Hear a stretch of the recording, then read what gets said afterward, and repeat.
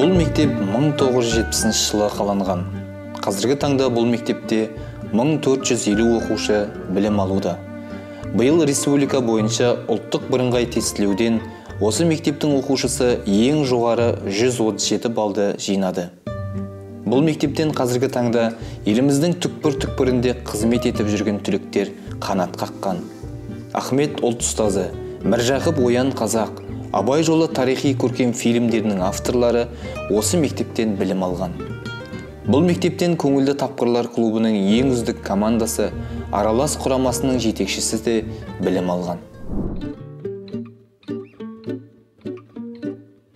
Істілеуова Ақнұр 1994 жылы Арал қаласында дүниеге келген.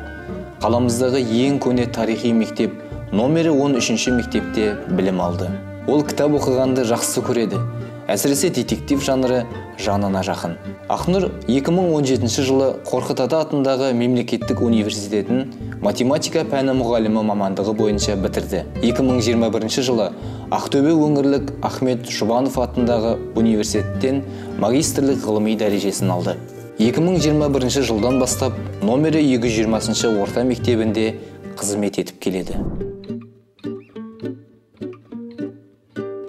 Маған жақсы мұғалім бәрінен де қымбат, өткені ол мектептің жүрегі деп ұлт ұстазы атамыз Ыбырай Алтынсарин айтқандай, математика пәнінің мұғалімі жас ұстаз, жаңашыл, креативті Істілеуова Ақнұр болып табылады. Оқушылар жақсы көреді және ұжыммен, әріптестермен жақсы тіл тапсады.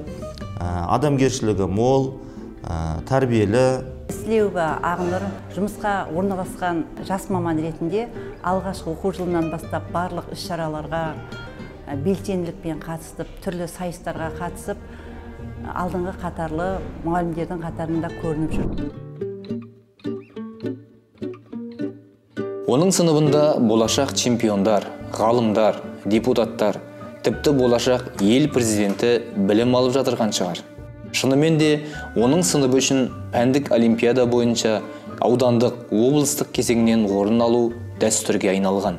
Тәртібі де, тәрбиесі де жарасқан бұл сыныптың Ақнұр апай дегенде шығарда жаны бөлек. Спорттық бәсекелерде, өнер байқауларында, білім сайыстарында жүлделі орындар иеленіп топ жару бұл сыныптың тағдырына жазылғандай.